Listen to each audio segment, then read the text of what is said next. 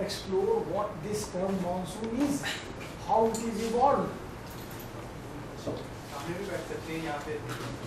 Does the NCERT book also tells how monsoon term was coined? No. It just refers to the word monsoon, which arrived from the word it's an Arabic word and it means weather. Correct.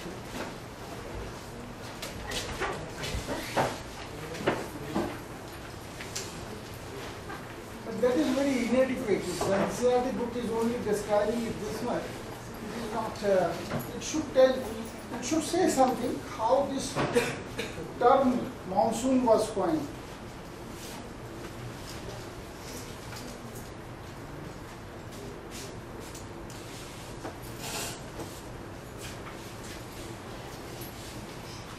Why does wind keep moving?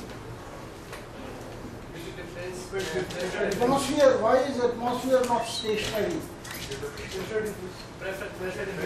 Why there is pressure difference? Yeah. Temperature. Yes. The difference in temperature. If you land and sea, the specific heat of land and sea. Land and sea is one thing, yes, of course, because sea would cool down quickly and all that. But because there is difference between temperature, so difference between temperature, how does it affect the pressures? And the high temperature pressure will be less. Pardon? And the high temperature pressure will be less. Higher the temperature, Pressure will be less. pressure will be less.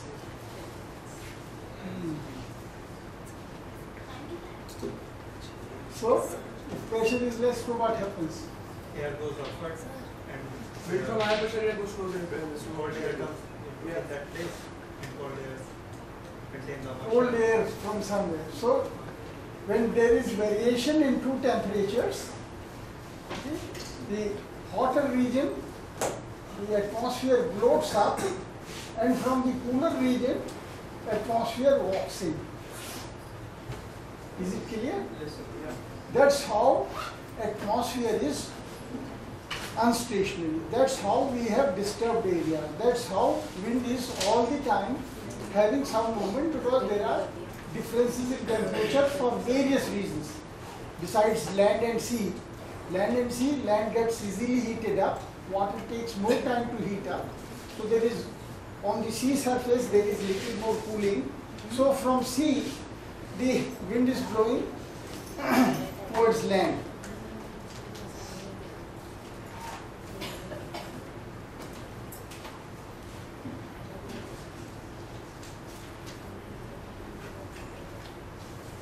But we have been talking about Himalayas. Does anybody try to find out what is the relationship of Himalayas and the monsoon? No. You don't find it interesting enough to, your anxiety is not there. You don't feel curious to understand what monsoon is or what is its relationship. We are studying Himalaya, we are studying India landscape. Sir, actually when the monsoon winds travel from the southwest, moisture-laden winds travel to the central part of this India, they get trapped between the Himalayas, acts as a wall, and this moisture-laden winds rise up to pass over the Himalayas, and they get the temperature gets lower, and then the precipitation occurs. Precipitation occurs, that is true.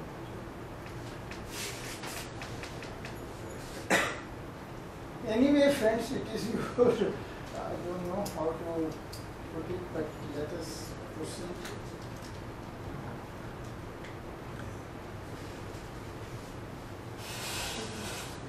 Take Indian Bank first time.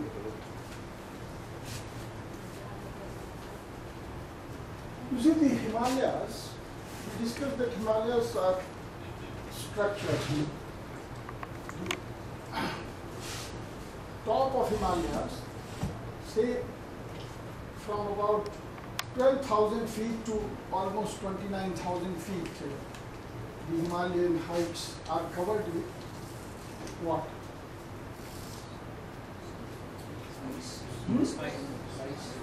Rice. Smooth. And have to talk something else also.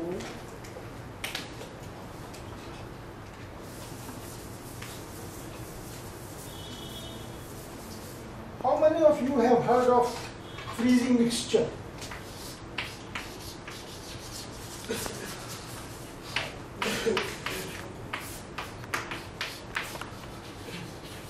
What is freezing mixture? Ice cream you are all familiar with. When was ice cream invented in the world?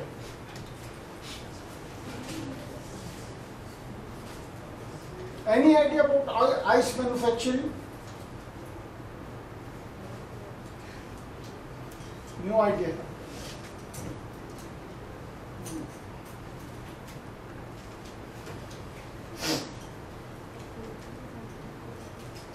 You see, don't know since when the art of ice manufacturing was known, but students of history say that when Babur came to India, from where did Babur come? Pardon? Afghanistan. Came from Persia. Persia. Some familiarity with Indian history will be of use to you someday. In any case, brilliant careers are made even if you are purely careerist. From that point of view, also it will be very important for you to have some basic knowledge about your land. It will help you in career also.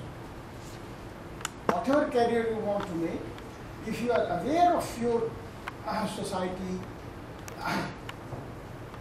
history, culture, it will take you little further. It will help you fulfill your ambitions better. That much I can assure you. Babur came from Fargana. Fargana is where? Have you heard of Central Asia? What is Central Asia? Can you tell me can you suggest me where is this Central Asia, or take the world map?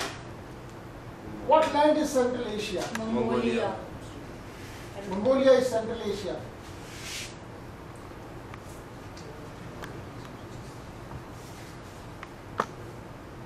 What is West Asia? Japan. At least start looking at some atlas. Keep an atlas at home. Lebanon, Syria.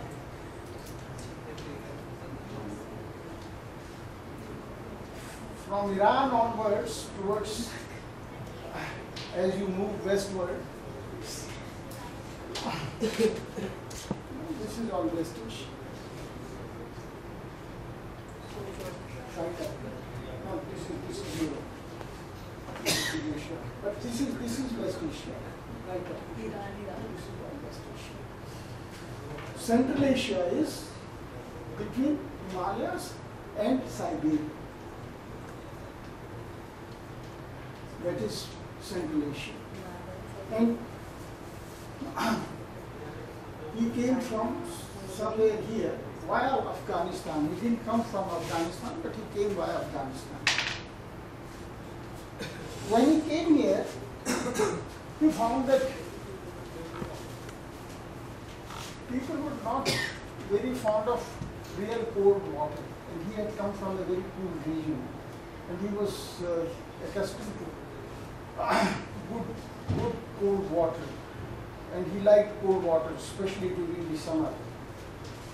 So he said that I need some ice, and Indian said no problem, we'll give you ice. What is there? So ice manufacturing began in India, at least from Babur's time. When the British arrived here in the 18th century, Babur arrived when? 1525, around 1525. 1525 means early 16th century. The Europeans had also arrived almost at the same time, a little earlier than Babar. Babar came here in 1525. And when did Europeans arrive in India? Any idea? Who was the first European who arrived here via sea route? Vasco da Gama. When did he arrive? When did he arrive? Where? We will come to that also. If anybody knows the exact route. 1498, correct. 1498 is the date. So Europeans had arrived earlier than Mughals. Mughals arrived a little later. Anyhow, so in 16th century, early 16th century, when Babar wanted to have ice during summer, there were Indian manufacturers who manufactured ice for him during the year and supplied it at the time of whenever it was needed, summer or whenever. The British arrived, set up their empire and began, colonizing and all that. So, late 18th century they found that from Calcutta to Delhi, ice is available during the summer. They were very surprised. They started thinking that they must be bringing it from where?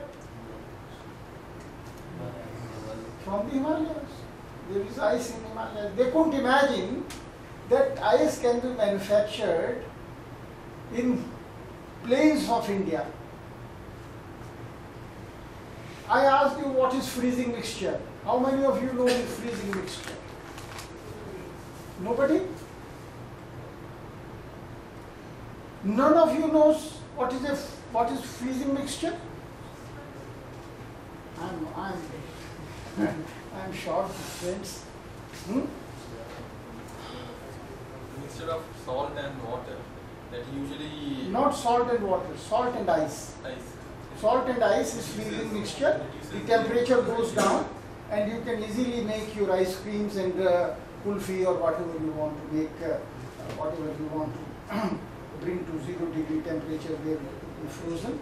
So this freezing mixture is there and you mix this or prepare this freezing mixture in a pot or in anything and you fill some tumbler and seal it and put that tumbler into that pot and shake it for 5-10 minutes, you will find that whatever liquid you have put in that tumbler is frozen. At least which have freezing point around 0 or near about, those liquids can be frozen in the freezing mixture. Just examples of kulfi. Pardon? Kulfi is, all of you are familiar with kulfi? No? Ice cream in any case. Ice cream is a later version of kulfi. Kulfi is the original version of ice cream. British or Europeans didn't know what ice cream is. They only, when they arrived in India and they found that ice is also there, and not only ice, but there is a milk candy which is frozen, which is called kulfi or something, and they started calling it ice cream, and later on ice cream versions were there. Now when British found that no, it is not possible to import snow or ice from the Himalayas, it's a long distance away in a place like Allahabad. Even in Calcutta it would not be easy, and imagine, we are talking of late, you see, 1757 is the Battle of Plassey, when their colonization actually begins. So soon after that, they find that there is some kind of a ice cream or some kind of a cream, frozen cream, sweetened frozen cream available in the streets of Murshidabad and whatever other colonies or whatever other cities they were visiting in Calcutta. So they found that it is very surprising. Gradually they found out that ice is made in India during the winter season. Again the question was that how many days in a winter in a place like Calcutta, you have 0 degrees and 0 degree temperature. Pardon? There is no such day. Calcutta would not have 0 degree temperature at all. Even in Delhi, how many days you have 0 degree temperature? Rarely. Normally the temperature is only how much? Lowest 3 to 4 degrees Celsius. That is generally the temperature, 3 to 4, 5, 6, 7. That is the temperature. 3 to 7 it varies. And Calcutta is never less than 7 degrees Celsius.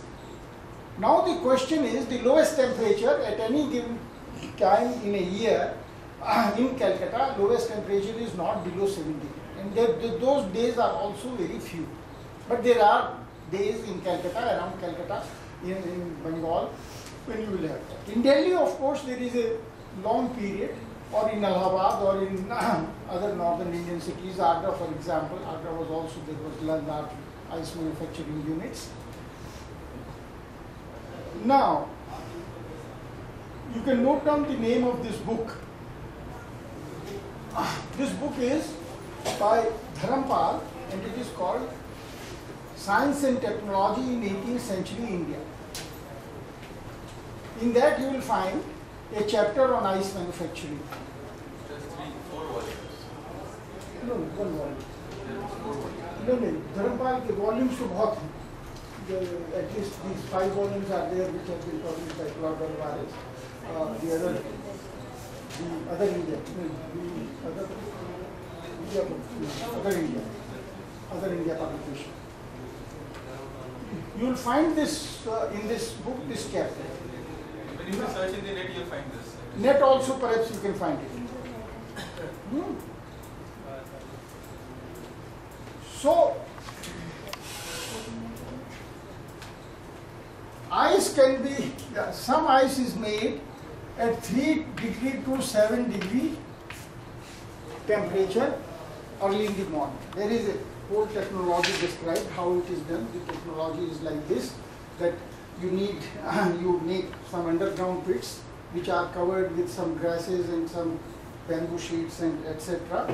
And in those big metal pans are laid, and in the evening you heat water, boiling water, and when it is cooling down you put into those pans, and early morning between 2:33 to about 5 a.m. in the morning you find that a thin layer of ice is available on the surface of these pans which are kept at that level, which is not very deep, and this is lifted and then this is put into storages by reinforcement technology and kept underneath the ground, and you dig it up during the summer and use it as they found this manufacturing. You will get this whole detail in this book, and you can search it on net also. Now, if ice can be manufactured at 3 to 7 degrees Celsius, then it means that the freezing point is not 0 degree. Will it say that? There is a process, there is a scientific, are you familiar with the thermodynamics?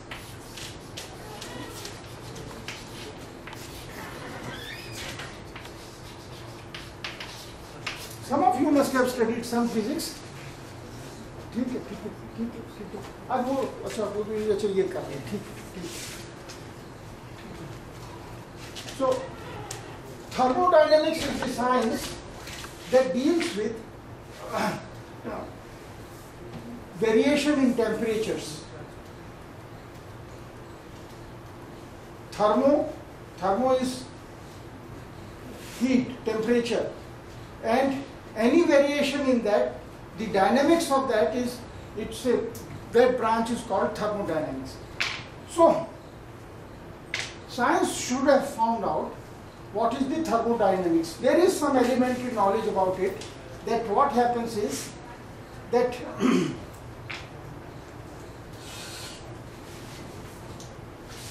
you can feel it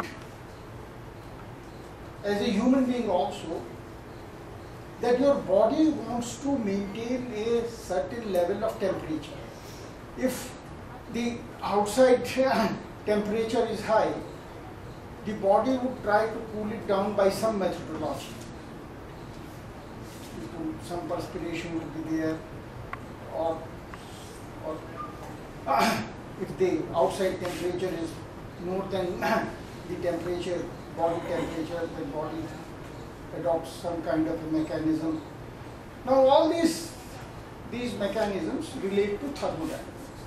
Now one important thing about this is that when temperatures are cooling down, when lowest temperature comes, say about 4 degrees, and we take a mean of this 4 or 5 degree temperature is there. Now this water has cooled down to, kept in a pan. It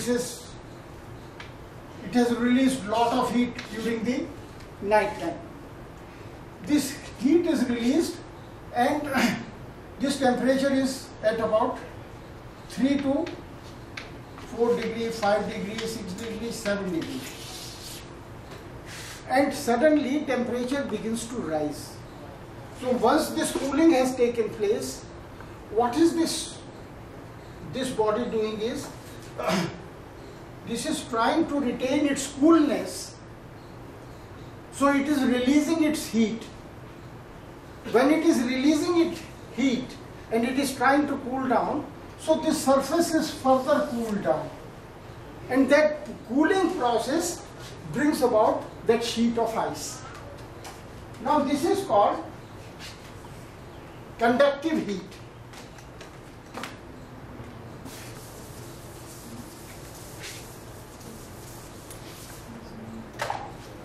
You can note down these terms.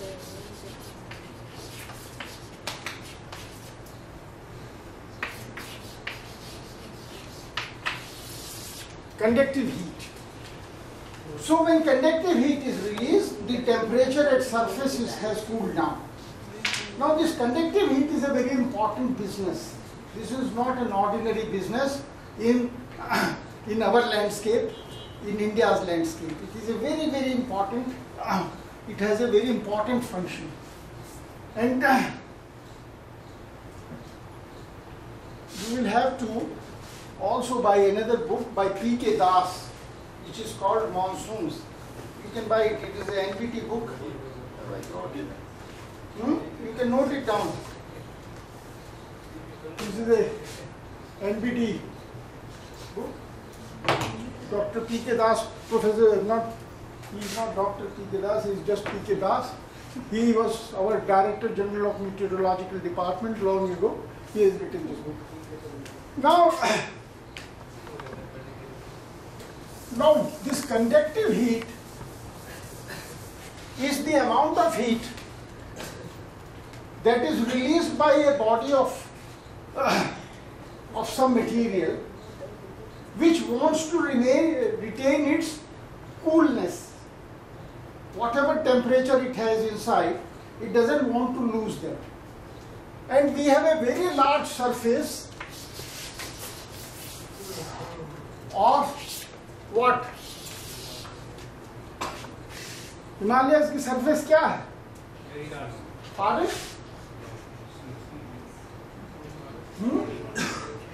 What is the Himalayan surface? Snow. You are not taking any interest.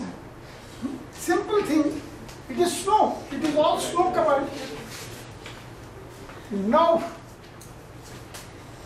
sunshine is there. And sunshine would try to do what? Melt the ice, melt the snow. And what would snow do? Not melt itself.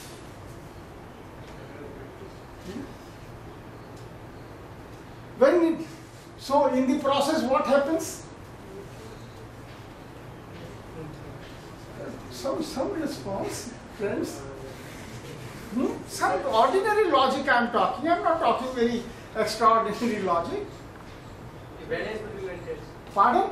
Balance will be maintained. Balance is to be maintained, but what is the process? Conductive heat. Conductive heat is being released. A lot of conductive heat is released all over the surface of the Himalayas. And what would this conductive heat do? We talked of some disturbance in atmosphere. We talked of some movement, some dynamics in atmosphere. So what will it do? When lot of heat is released, lot of conductive heat is released, Global warming. it will Rise up. increase the temperature and atmosphere will become lightened, blow up, and there would be space for cool breeze to come in. Now from where will this cool breeze come? Siberia.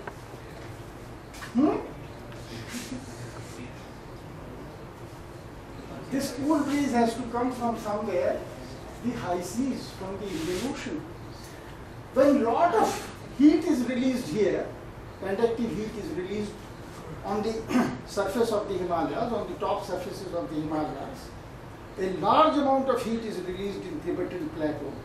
Tibetan Plateau is a very large plateau, all snow covered, and when it gets heated up, lot of conductive heat is being released there. So lot of atmosphere is making space, atmosphere is spreading out, and a cool breeze has to go in there. So cool breeze has to be drawn from the seas. So wind from the seas in this summertime starts moving from here, and it goes from south to west. It is called southwesterly. That's why it is called southwesterly. You were talking about southwesterly. And then what happens to this southwesterly?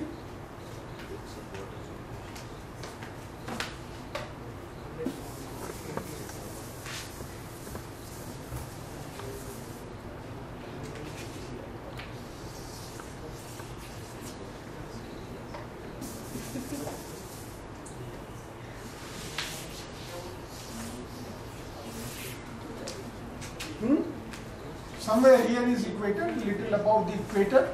These winds rise here. These winds rise here. Now they are moving towards southwest, but Earth is moving from east to west. So what would happen? You were telling me something when you came in. So Coriolis effect, because the easterlies turn in direction. It is and going they in come this as- direction. So what happens to it? So due to the Coriolis effect, they're coming from northeast and southeast. As in northeast winds, trade winds and every wind. So they just turn in direction and flow as Which direction they would turn? towards the Indian subcontinent. Indian subcontinent, they are in any case towards the As in subcontinent. towards the northeast. Okay. Towards the right. Yeah. So They go in that direction. Now what happens? They don't come to India. no. He was saying that they come to Himalayas. And then back. How will they come back? Arrows could display.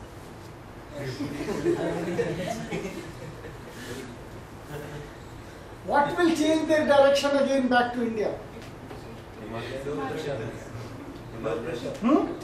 attract those winds back. Look here.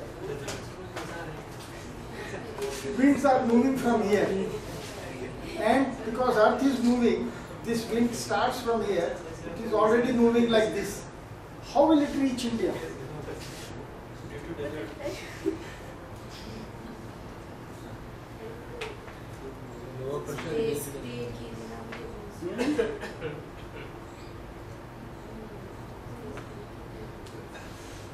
Any idea yet? Nothing. You see, this is Burma. And Burma has a very high range. And what is it called? Arakan. Arakan hills are there. Arakan mountains are there. So it is very important to understand that the Tibetan plateau, the Himalayan plateaus, the heat release, the conductive heat released over there, the high seas in the Indian Ocean, Indian Ocean winds, trade winds start from here. These trade winds are southwesterly, they become, they move towards east, and some of these winds go this side and also enter, by various reasons, also enter China, go up to Japan and come up to Australia. All this monsoon is just not, it does not cover only India, a part of it comes to Arakan. From Arakan it turns again, because Arakan again gives it a direction, redirects it, and then we have very high rains in Bengal and in Assam region, Meghalaya, etc. And they move like this. So you must understand the relationship between the Himalayas and the Indian Ocean, and that is the basis of monsoon. And when we started talking about monsoon, I had asked you yesterday that please do find out from where has this term come. One friend came and said that it is, the word has derived from Monsoon, M-A-U-S-I-N, Monsoon, Monsoon. What is Monsoon? Pardon? Weather. But there is, weather is all kinds of weather. Monsoon should have some special meaning.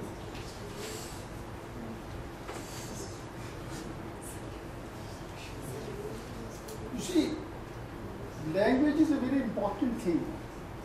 But how it evolves, how it develops has to be studied, has to be understood. Monsoon in Arabic refers to a time when there is good breeze, when there is time, good time. Bahar, another word, equivalent word is Bahar.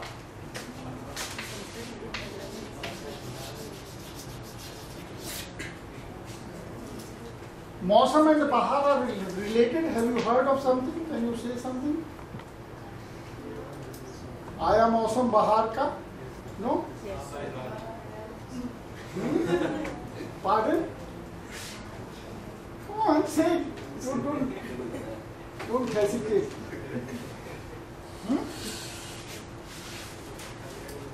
Good season is Mausam. Just none. Of course, in usage now, Mausam is cold Mausam is also there, Thanda Mausam is also there, and Garam Mausam is also there, rainy Mausam is also there, Vasant is also Mausam. So there are, do you know how many seasons are there? 6. Anybody? 6. 6. One friend says 6. Any other number?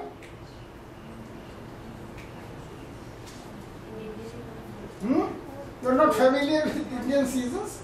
4. Others are saying 4. 6 or How many are for 6 and how many are for 4? 6. And how many for 4? 6.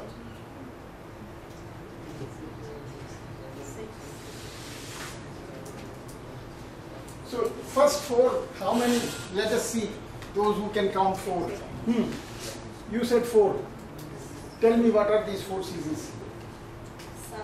Summer, Summer, winter, autumn, spring, summer, winter,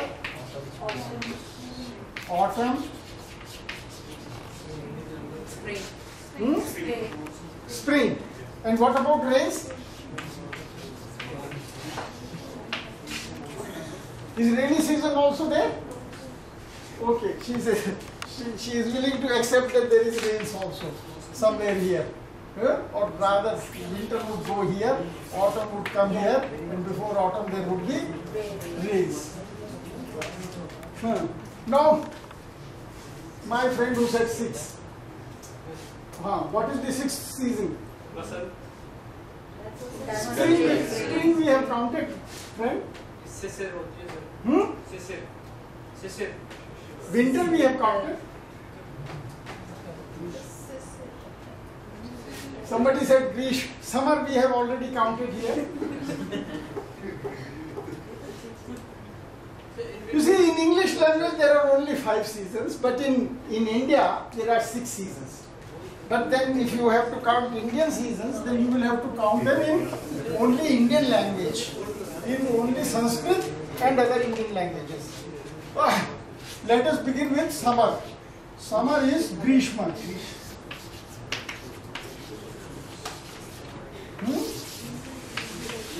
What is the next season? Varsha. Rains.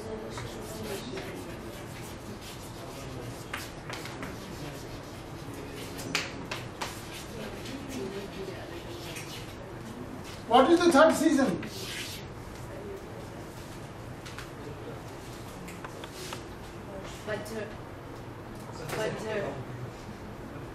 Sharad. Now we will, in 10 days from now, 15 days from now, Sharad begins. What is Sharad?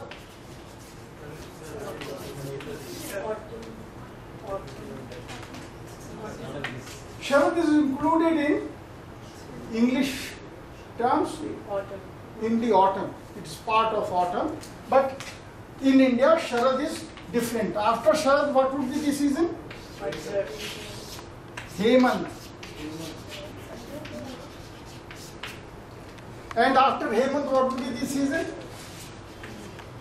This is part of autumn. But we have a distinction of Sharad and Hemant. And what is the fifth season? Somebody said Shishir, Sheet. Yes, sir.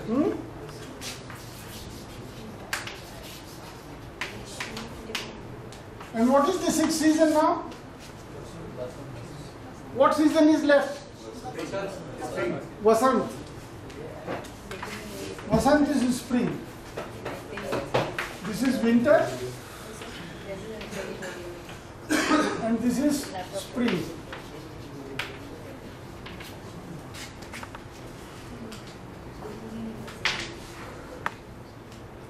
Now monsoon in Arabic referred to a time when it was easy to sail, when people could go out, when there were favorable trade winds to travel to India or further east. That was the time which was called good monsoon. अच्छा मौसम है. However, a Arabic sailor, a Arabic trader would put it, Arab trader would put it to say now is the time for sailing. Now is the time to take ships to go out for trade. So that's how the term trade wind is coined, is designed. Trade wind means, because formerly whatever trade was carried out, long distance trade was generally carried out by seas, and it depended on trade winds, on winds. So because they were used for trading, so they are called trade winds. That is how trade wind term has come up. Now, when Portuguese and other people, other European people arrived on our west coast, Arabs were already there. Arabs had been a very ancient trade partners of India. Many things might have happened in between, but at least you have lot of evidence, you have lot of historical evidence which suggests that Arab traders used to visit our west coast quite a lot. And on the west coast there were along Kerala, there were quite a few settlements where these Arab traders were settled also. And when these Europeans arrived here, they found that they are using these Arab traders, who are primarily sailors also, who are bringing goods or taking goods from India to Arab or to even more distant lands of Africa or somewhere else. See, they would carry things by ship because there was no sea route available to them. They didn't know how to go by sea. So they would take up to Arab Iraq and Abu Dhabi and all these places by sea, and then from land route they will take these goods, the Indian goods, the Chinese goods, and and whatever was manufactured in this eastern part to European countries. So that's how trade winds, the idea of trade winds is born. But these Arab sailors, these Arab traders were all the time talking about when there is Monsoon. When will you go? When there is Monsoon to go. When will you come? When there is Monsoon to come. So this term Monsoon became monsoon. And now monsoon is also a generic term.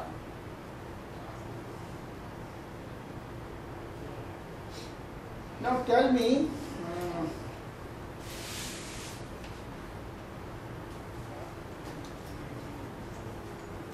so originally there was only Indian monsoon, because the term was coined here, and it all depended upon the winds, the trade winds that we have discussed in the context of the Himalayas and Indian Ocean. Primarily these winds arose here in Indian Ocean and because of the presence of Himalayas.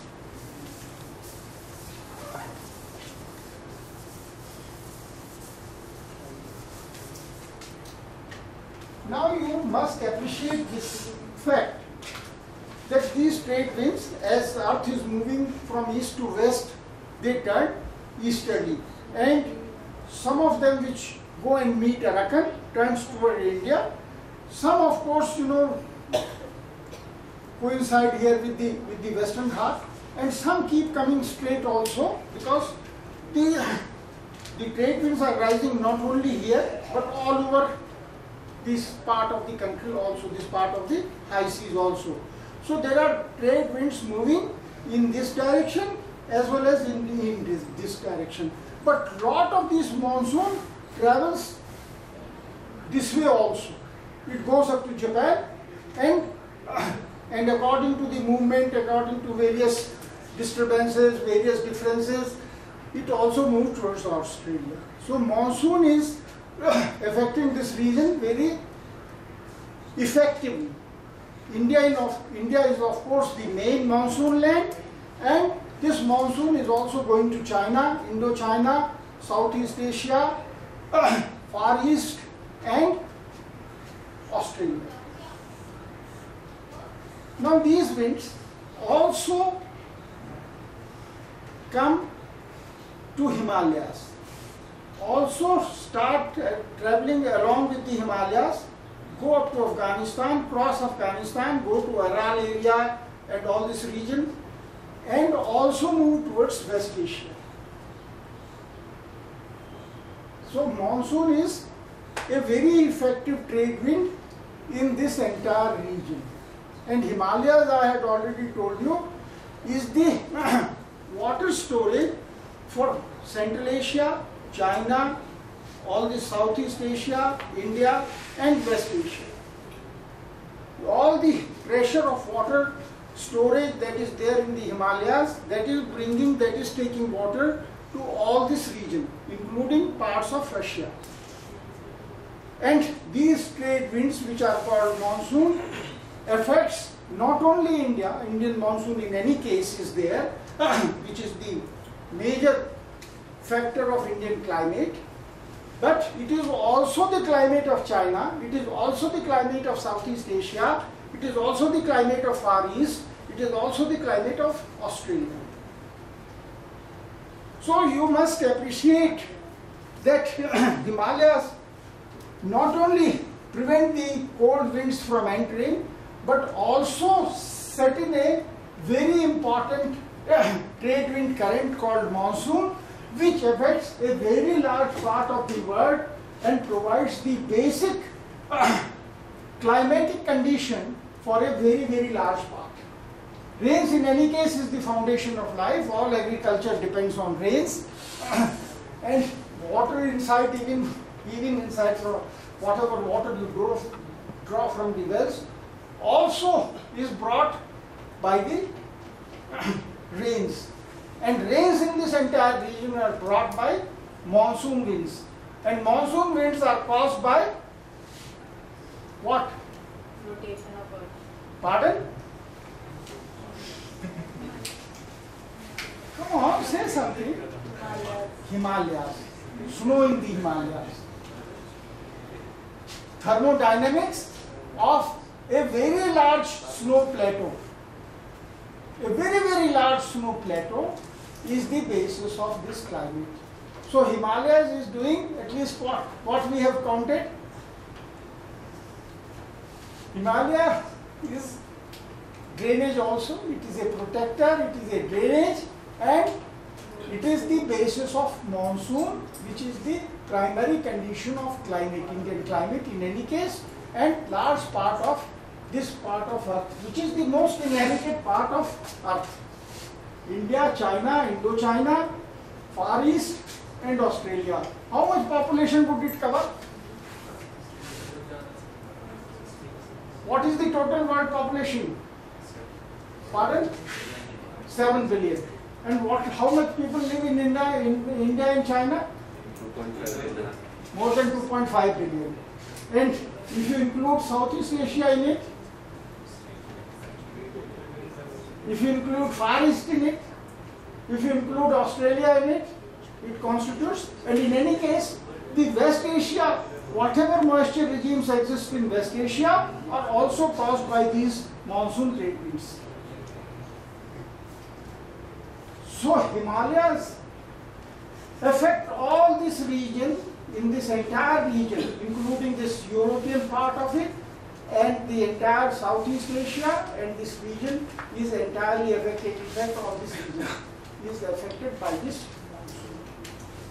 So that is the importance of monsoon, and that is the importance of Himalayas, and we need to have some familiarity with this landscape. I think we'll stop here. It is already going to be one in any case. There is no time for this one. But friends, if you would start doing some work. सर्दियों में जो वर्षा होती है वो किस month? Pardon? सर्दियों में जो बारिश होती है वो किस मंथ में? वो इसका next करेंगे. This winds would come back and lift some moisture. We will come to all that because in any case the Himalayan ecology and the Indian ecology and the Indian landscape will study. But monsoon, practically you should understand, there is return monsoon. These pressures would change. These trade winds would come here, and when pressures change during the winter season, they start returning. And when they are returning, again the Himalayas, again this Arakan, again they are guided to. So we have, on the eastern coast, Tamil Nadu and some parts of Karnataka and Kerala have rains in the winter season also. That is our where we have both the monsoons. Whatever areas we have both the monsoons, that is a kind of tropical climate zone. But we have both the rains in Punjab. Punjab is not tropical. Punjab is grassland. So like that, I mean we will discuss that part of it. But unless and until you start taking some interest, what will it be used? Should we continue these lectures or abandon them? No, but if you are not taking any interest, if there is no curiosity, I am not able to arouse your curiosity even, then what is the purpose? At least you should become curious, some anxieties should come up. You don't have questions, I don't know.